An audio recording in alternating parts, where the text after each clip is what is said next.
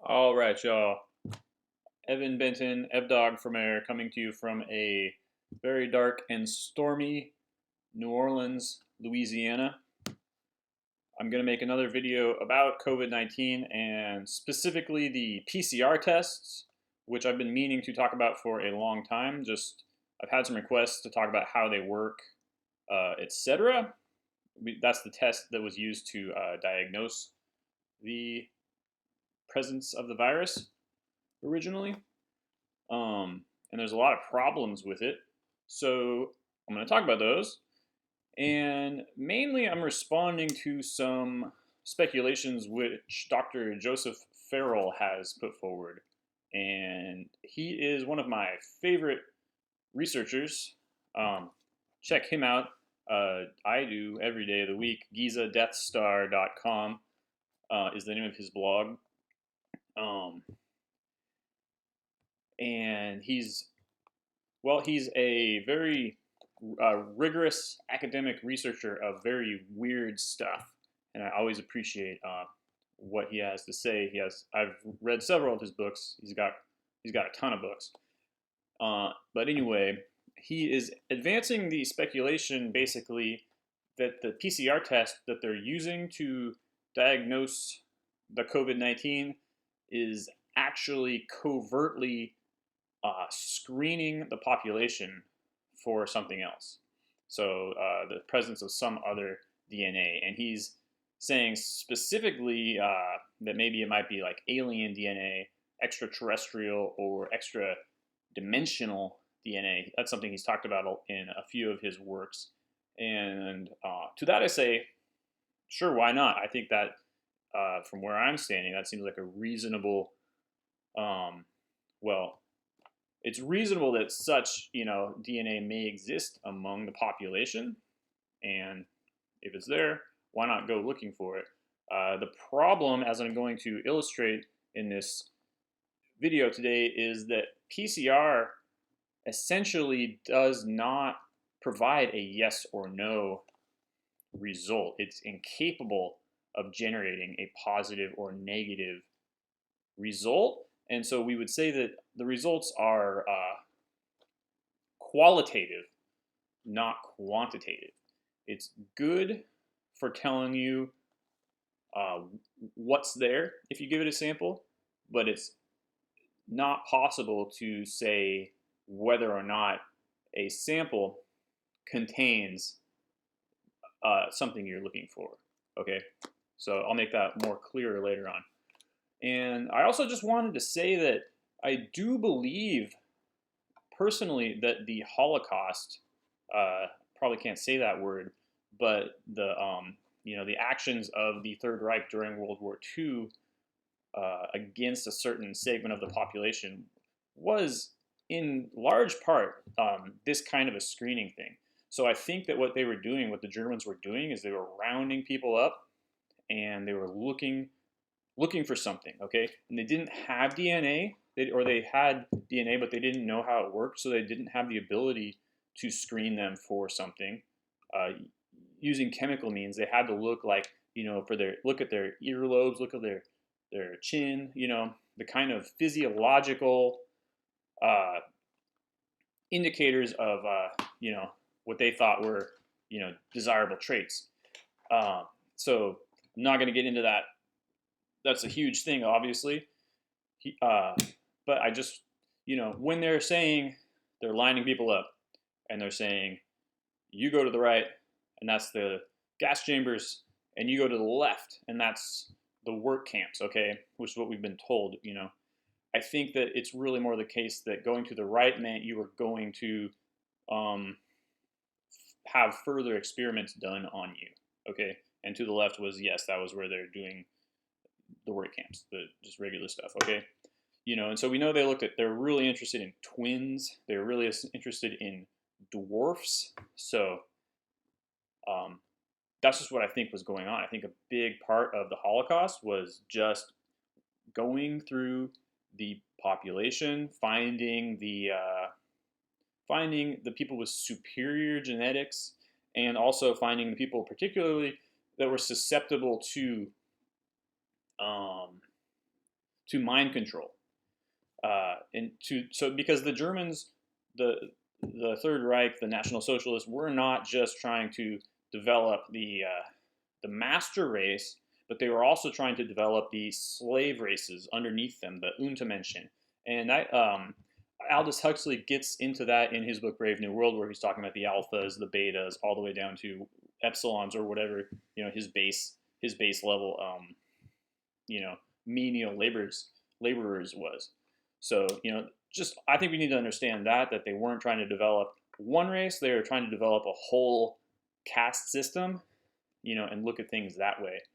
And there's just so many aspects of the Holocaust that don't make sense, okay?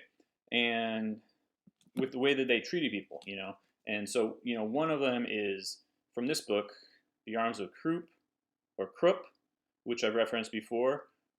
This is just this book has so much in it that I didn't expect to find when I was reading it. But, it's about this family, the Krupp family. They're a steel magnate family. They developed these industrial techniques, and they went on to become a major player in Germany during from the Franco-Prussian War all the way up to World War II. Of course, this book goes from, if you can read that, 1587 to 1968. So it covers a lot of ground. They were significant in what became Germany for that whole time period. But what they say about the Holocaust is that the actual head of the family, who was a Krupp himself, it was, I believe, Alfred Krupp during the World War II, was personally responsible for overseeing their acquisitions of new factories and new personnel during the Holocaust. He had his private plane chartered where he would fly over and say, I want that factory, I want that factory, I want that factory. And then he had personnel following when the SS would go into a newly conquered territory and start rounding people up. He had personnel specifically trained to go after specific, highly skilled laborers because he was in the steel business. He was looking for machinists and people who understood metallurgy. Even doctors and doctors of, I guess, physics or chemistry or whatever. And so they were not just trying to find people who do unskilled labor. They were trying to find people to work their very high-tech machinery, okay? But here's the thing that made no sense is that they would take these people and bring them over to a camp, back in Germany or Poland or wherever they were, and give them all the machinery and give them work to do, and then not feed them. And so they would just die after a while, So it only makes sense to my mind as a kind of a ruse, right? That where these work camps were really mainly just a ruse for a cover for this other thing of just going through the population, finding the traits amongst the people they wanted, the carriers of these traits, and then doing something with them, putting them somewhere else in maybe one of these Lebensborn camps or other things, going into what Farrell calls the breakaway civilization and what other writers have called the breakaway civilization, and a speculation which I very fervently entertain as to what happened to the Nazis after World War II. So I just mentioned all that to say that I definitely think that what Joseph Farrell is describing is happening or has happened. There is a need for what they would be doing with this PCR test. Okay, it's just that the PCR test is inapplicable to this kind of a need. Okay, so.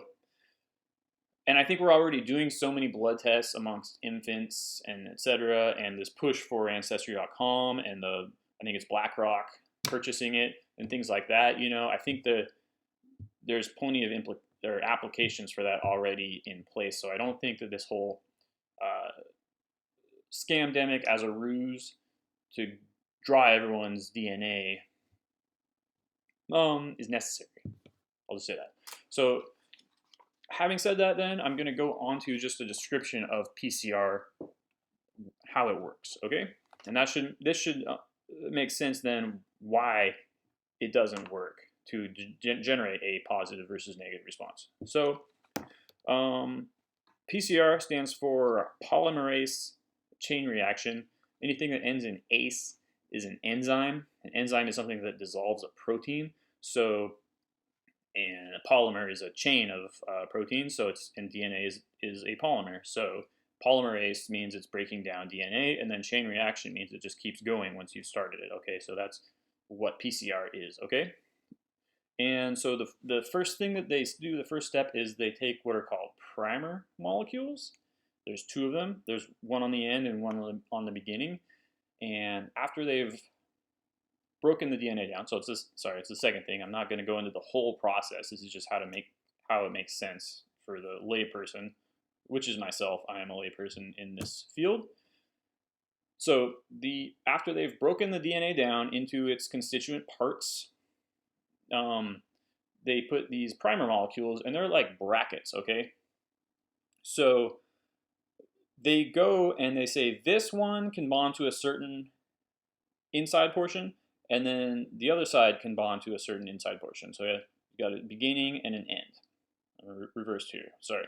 So the analogy I use is like if one says, I have a, and then there's a space, and then there's the word cat, okay? So you're forming a sentence with like a Mad Lib in the middle.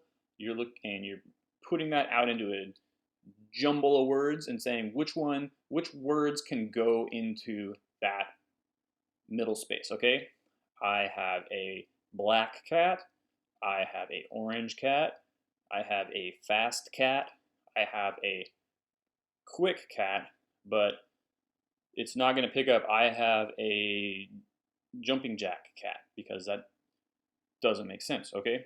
So out of the whole sample, it's going to get a very small subsample of possible matches for that.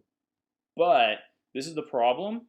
It's not going to get the single result that you want if you want the result, I have a black cat, okay?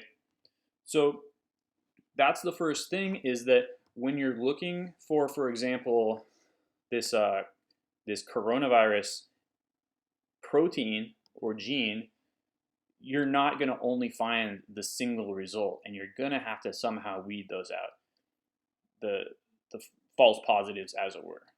And there is no way to do that I'm seeing in how this process works. So that's problem number one.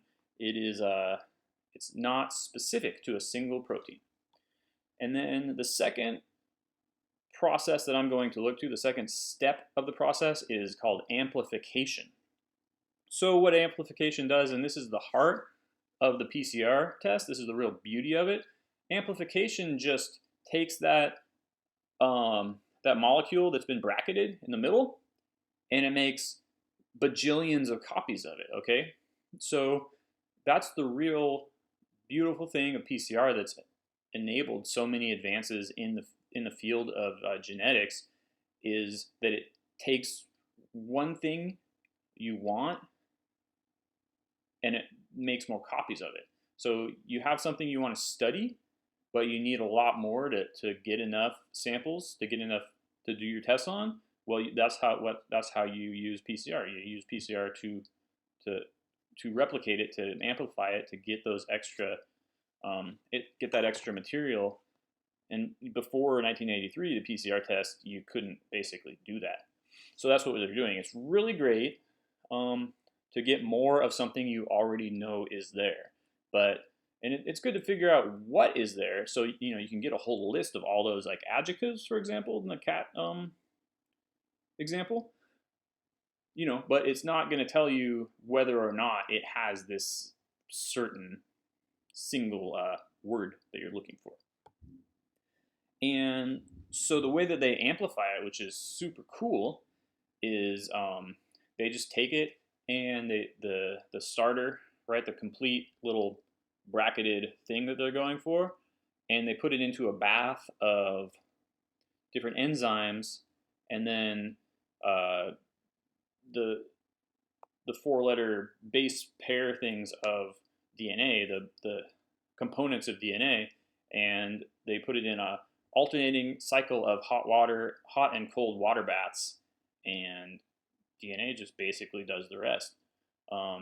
So every time you put it in, every time you dip it, it makes a copy, and then the next time you dip it, it makes 2 copies, and then the next time you dip it, it's 4, and then so on and so forth. So every time you put it in, you're doubling it. So you double it 30 times, and you end up with, I don't know what you end up, but it's a very big number. Okay, a lot of copies, and that's based on the self-assembling nature of DNA, which is amazing, but it's problematic because the self-assembling nature of DNA is not always perfect. So there's going to be things called mutations that arise, just due to all different kinds of things, miscopies, and cosmic rays coming in and screwing up the works.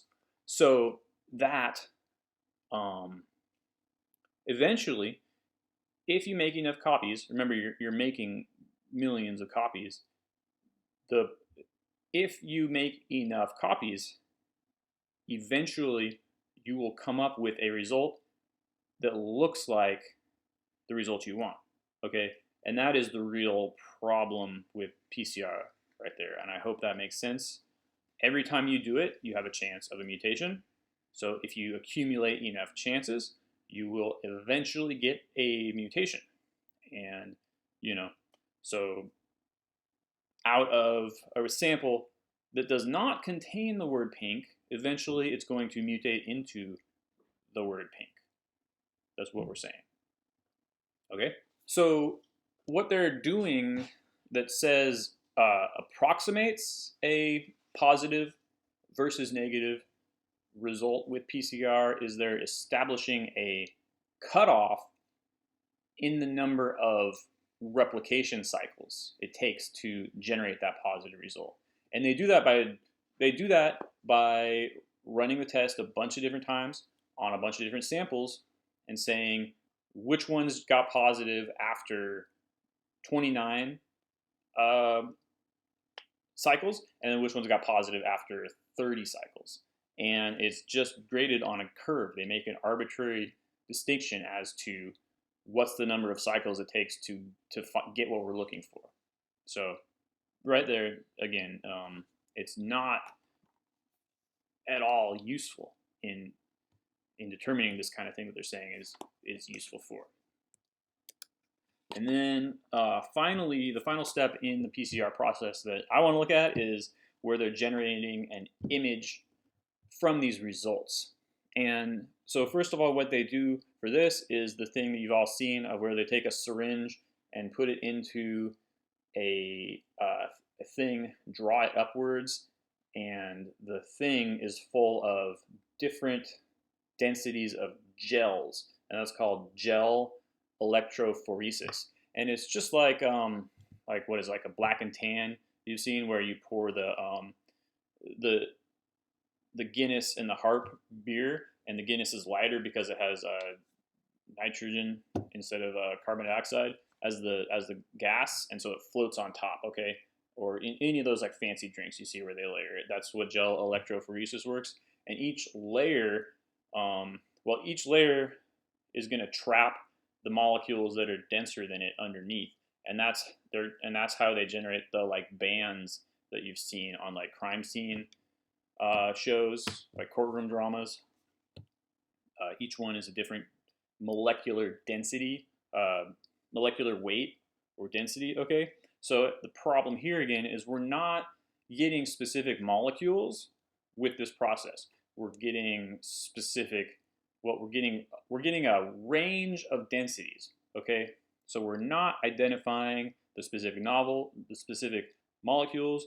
We're identifying a range of densities in each of these bands, and whether or not the band shows up or how thick it is, it tells us stuff, but it doesn't tell us anything really specific about the certain molecule.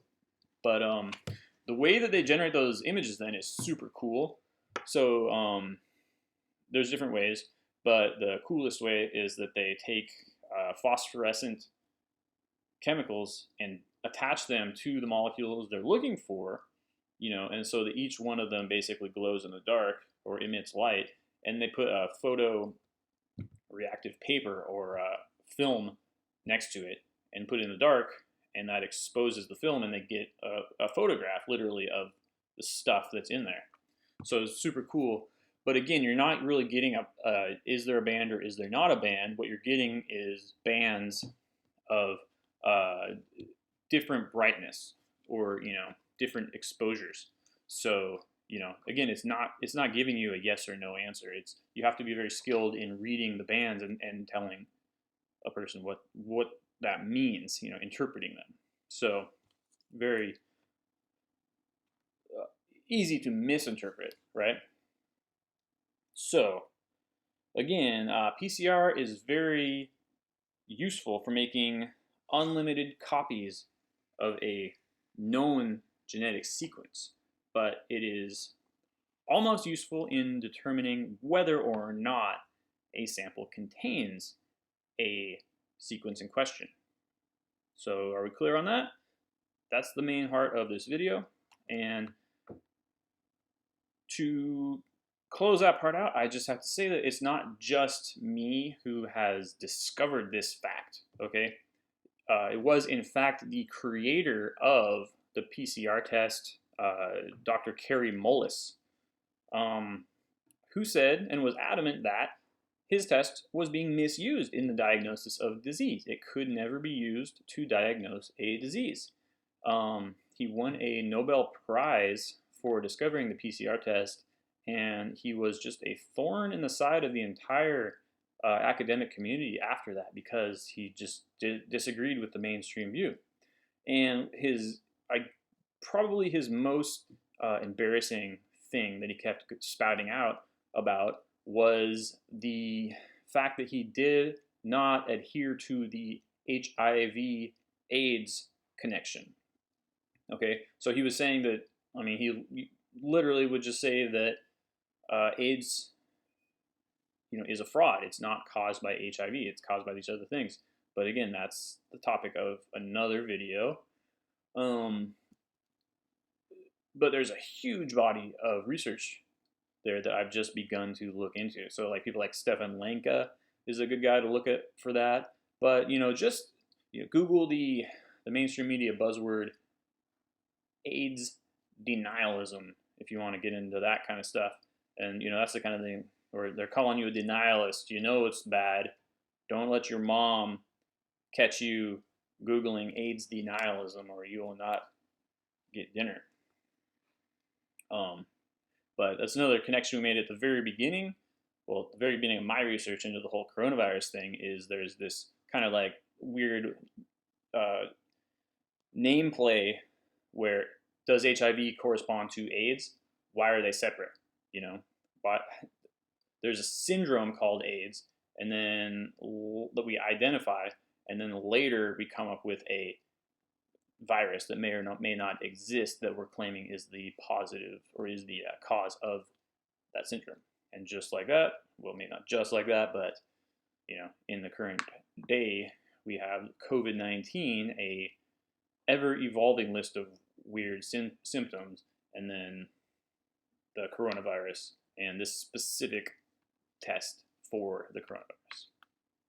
So yeah, obvious implications there, though, is that, and again, Carey Mullis was saying this, in the beginning of the AIDS HIV thing, if you read about it,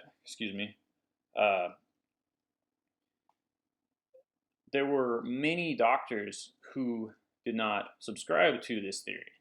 They thought that this didn't make sense.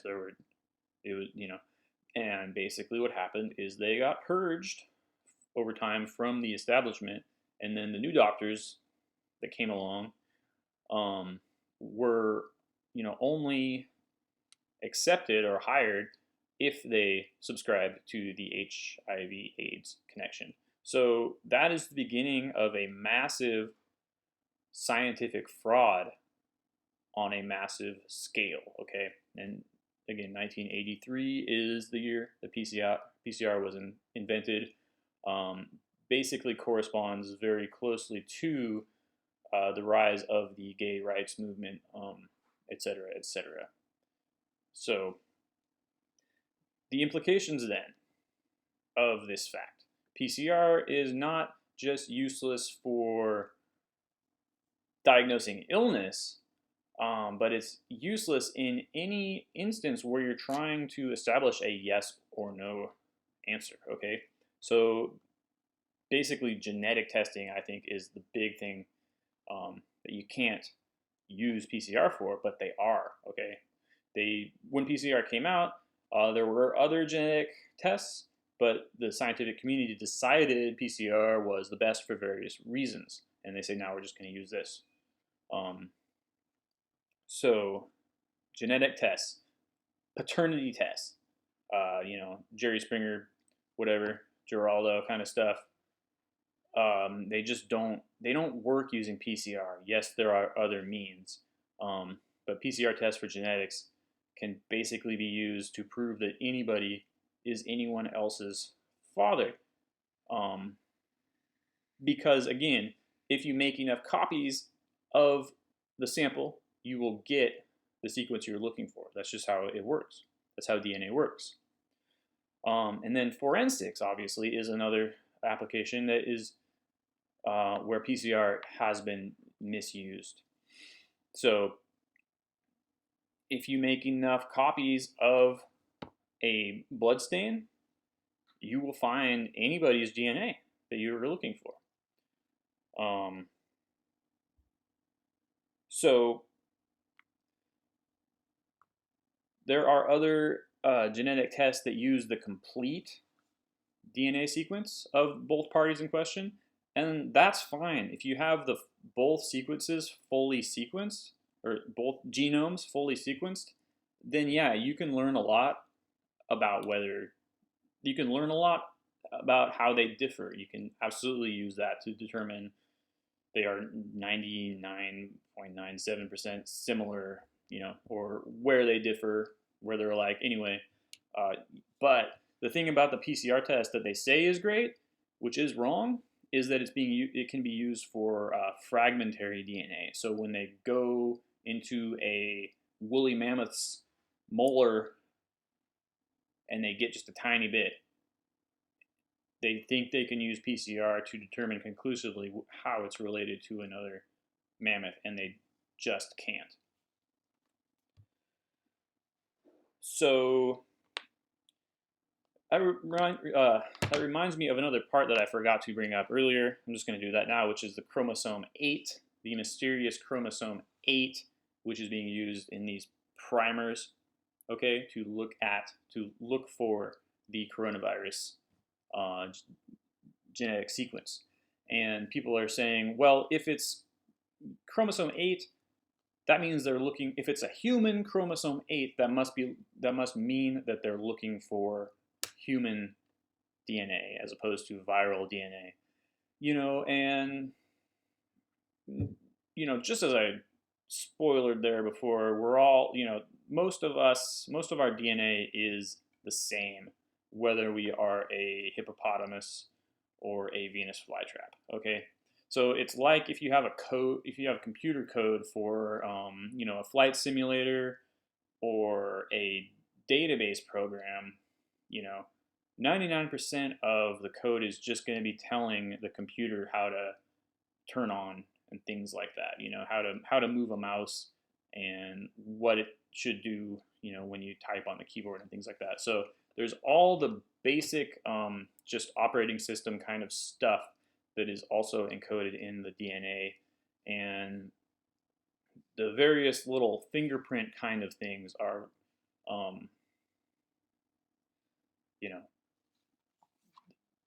a very small part of each genome. And by the same token, I would say that chromosome 8, the part that they're using, must be more generic than the part they're looking for. Okay, So again, it's like the bracket thing. They have a generic sentence, right? I have a blank cat, and the I have a cat is generic, and you can fill in the blanks with all those specific choices, okay? Because somewhere out there's a black cat, somewhere out there's an orange cat, somewhere out there's a tabby cat, and so on and so forth, right? So it just, I don't think there's anything, really nefarious going on there. It's just the whole test, can't be used in this way. So, yeah. And then finally, the final implication, beyond just the realization that with PCR, they can misinterpret the results to say that anybody has any illness. They can say that anybody is guilty of any crime. They can say that anybody is anyone's father. Is the fact that it results in bad science. So fundamentally, it ceases to generate useful data. And that's where we're basically at. That's where we've been stuck.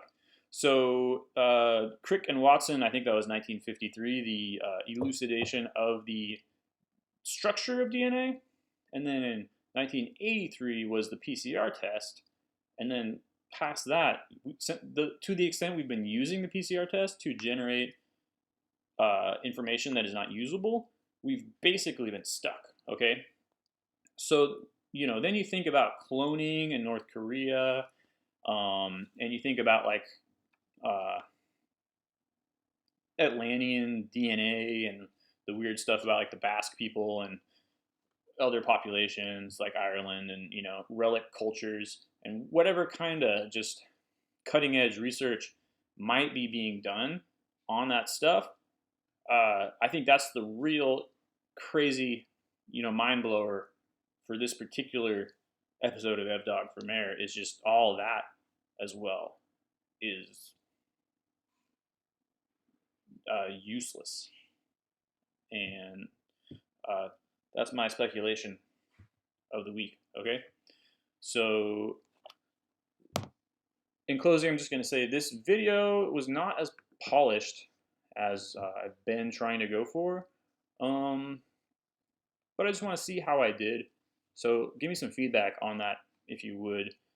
I'm going to try and go for, I guess, lower quality of data a little bit in favor of just getting videos out more regularly because I just always get good feedback on my videos. I really appreciate that. And I just want to keep it going for the fans. So please leave a comment down below telling me how you think I did here, and then any questions you might have, anything you want me to address in the future. Check out Joseph Farrell's blog, that's gizadeathstar.com, and then subscribe to my channel if you haven't already, and share this all over the interwebs. And if you can support me in any way, I would really appreciate it. There's instructions on how to do that below and then following this video. So again, this is Evan Benton. This is Dogg for Mayor, and thanks for watching, and have a good day.